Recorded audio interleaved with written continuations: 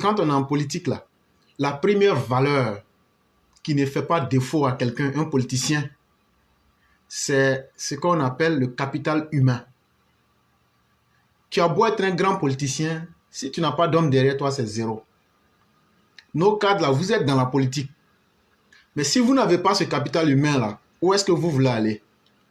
Et si vous n'existez pas à travers ce capital humain, c'est comme si vous ne faites pas de la politique. Parce que le jour que vous aurez besoin de la masse, vous serez obligé d'aller les convaincre. Or, vos attitudes les ont déjà repoussés de vous. Faites beaucoup attention à ce point. Ça, c'était pour les cadres du RHDP. Maintenant, en ce qui concerne le PPACI, le PDCI et les opposants ivoiriens, c'est là que l'histoire devient intéressante. Parce que, je l'ai dit, tout ce qui s'est passé en Côte d'Ivoire, si c'était qu'on était mort et que c'est à nos enfants qu'on voulait raconter l'histoire de la Côte d'Ivoire, on pouvait être étonné parce que nos cadavres seraient étonnés.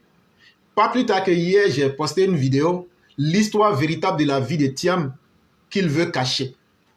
Et sur le post, ce sont les Thiamistes qui sont venus. Il y a d'autres qui disent ce que tu dis, ça ne nous inquiète pas, ça ne convainc personne. Mais en même temps, ils disent que je suis en train de faire sa publicité.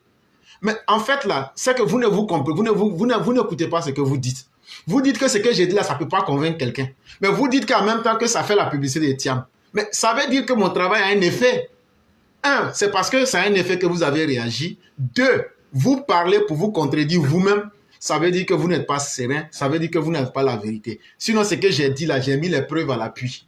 Prenez les preuves une à une, cassez-les devant le monde et puis montrez que je ne suis pas,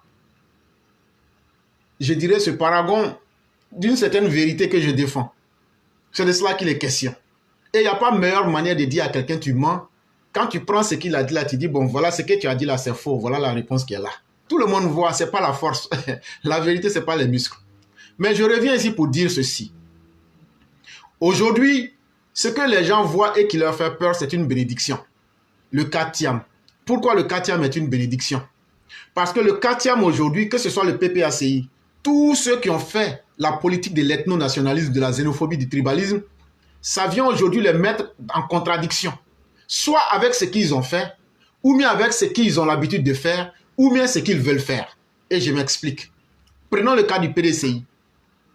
C'est eux qui ont initié l'ivoirité dans sa version la plus abjecte pour ostraciser les populations du Nord. Aujourd'hui, eux, ils utilisent aujourd'hui, selon eux, ils veulent tromper les gens du Nord pour dire Thiam, c'est un homme musulman, c'est comme si c'est ça. Donc, en fait, là, il n'est pas loin de Ouattara. C'est ce qu'ils veulent faire transparaître. Et donc, dans cette possibilité-là, donc, ce qu'ils avaient fait à M. Ouattara, aujourd'hui, les rattrape. Et aujourd'hui, il faut trouver quelqu'un qui ressemble à M. Ouattara, selon eux, pour essayer de coller les morceaux. Mais l'erreur capitale que le PDCI fait, c'est qu'il ne prend pas le temps de dire que le mal qu'on a fait là, c'est à des pères de famille, c'est à des gens dignes qu'on a fait le mal. Au lieu de chercher à coller les morceaux avec des copies pâles, il faut plutôt chercher à s'excuser de l'erreur qu'on a eu à commettre publiquement. Voilà la solution pour le PDCI. Sincèrement, on a mal agi. Et aujourd'hui, le candidat qu'on veut présenter là, lui-même, il est pire que M. Ouattara. Mais on a obligé aujourd'hui de faire des efforts pour convaincre les Ivoiriens. Et ça, c'est votre contradiction. Vous ne pourrez pas vous en sortir. Parce que, quel que soit ce que vous allez faire, on va dire à nos parents, de la même manière qu'ils ont traité Ouattara de Burkinabé, bon, lui là, au moins, le Burkinabé, lui il a son village qui a con. Mais celui-là, c'est un Sénégalais. Il n'y a pas un Thiam, il n'y a pas un village Thiam. Kong, là, c'est le village de Ouattara. Le grand-père de Ouattara, il est connu. Mais Thiam, c'est un Sénégalais. Pourquoi? Parce que les graines de la xénophobie, de la haine que le PDCA a planté là, ça a pris forme dans le pays. C'est nous on crie sur Internet. C'est nous on crie Abidjan. Mais quand tu dépasses Abidjan là, il faut aller dans un village du nord ou même dans un village baoulé, même dans un village à l'ouest. On dit Thiam, les populations te disent après pour Ouattara là encore, on vous regarde dedans. Ça veut dire ils ne sont pas dedans. Ça c'était pour le PDCI. Et donc quand on est pris à son propre piège, la seule manière de s'en sortir, c'est de se reconnaître fautif et de demander publiquement pardon. Maintenant, vous pouvez le faire comme ne pas le faire, ça n'engage que vous. Maintenant pour le PPACI. Le PPAC aujourd'hui veut faire du mal à Ouattara parce qu'ils ont échoué avec le coup d'État. Soro Guillaume n'a pas réussi, Blé Goudé est devenu faible et tout se cherche. Le PPAC même est divisé entre le parti des poulets et des nadistes. Ceux qui soutiennent Nadi, Laurent Gbagbo, on les appelle les nadistes. Et donc, qu'est-ce qu'il faut faire? Par procuration, il faut prendre un combat pour essayer de faire mal au président Ouattara ou bien au RHDP. Et donc, la première chose qu'il faut remarquer, prenez-moi un exemple où Laurent Gbagbo a soutenu quelqu'un, ou bien les militants du PPA ont soutenu quelqu'un, et puis la personne a réussi dans sa mission. Je prends tout le monde, je vous mets à témoin. Prenez-moi quelqu'un que le PPACI ou bien les opposants ivoiriens ont soutenu dans ce qu'il faisait. Et puis cette personne a réussi dans ce qu'elle fait. Il n'y en a pas. Mais à contrario, quand tu vois les opposants, surtout le PPACI, te soutenir dans quelque chose, ils savent que tu es en train de te tuer toi-même. En réalité, le soi-disant soutien du PPACI, c'est de dire à Ouattara, parce qu'eux, ce sont des haineux, hein. Ils disent, mais si un Sénégalais s'en va tuer un Burkinabé, mais nous, ça nous arrange. Voilà comment les gens du PPACI pensent.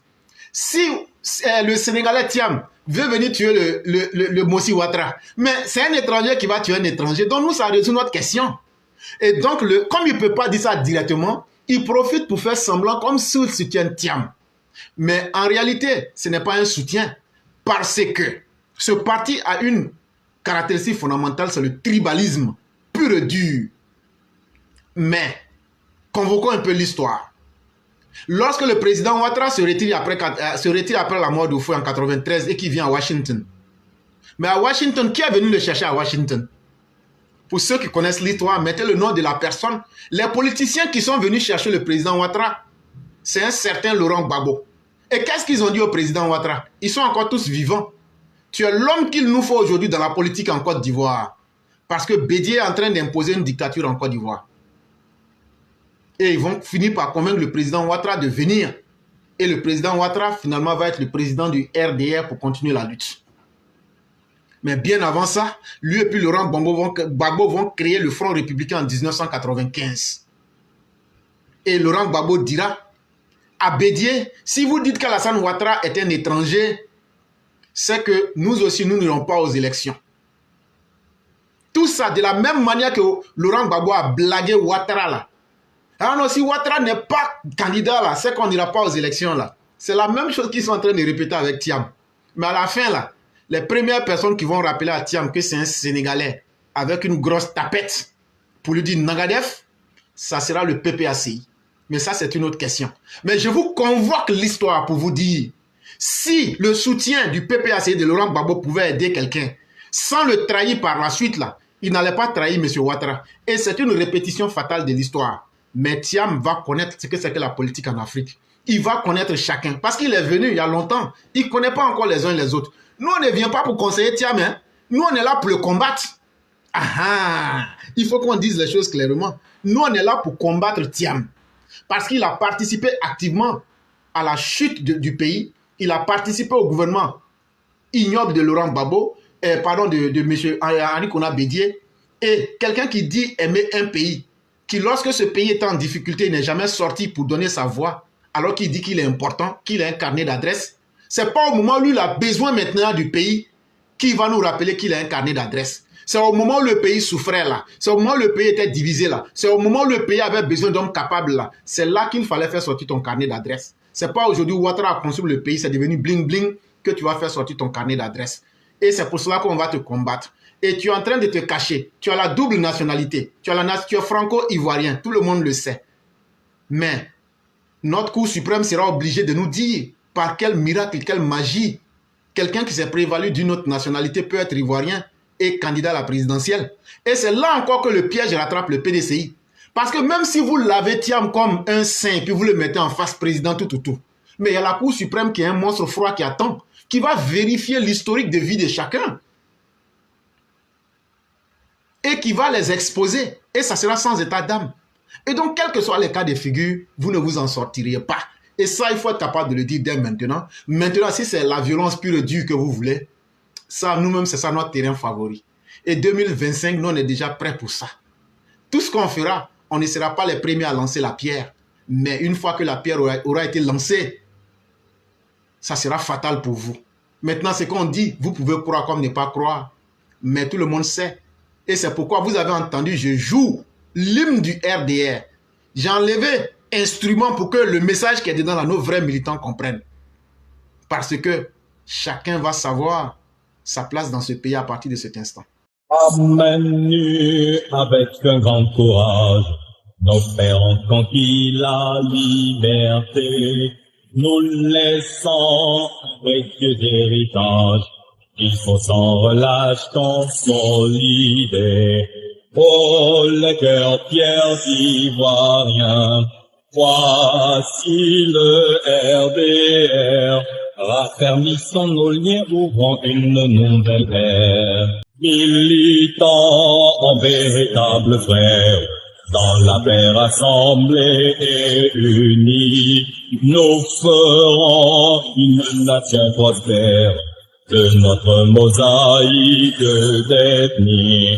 Oh, les cœurs fiers ivoiriens, voici le RDR, raffermissons nos liens, ouvrons une nouvelle ère.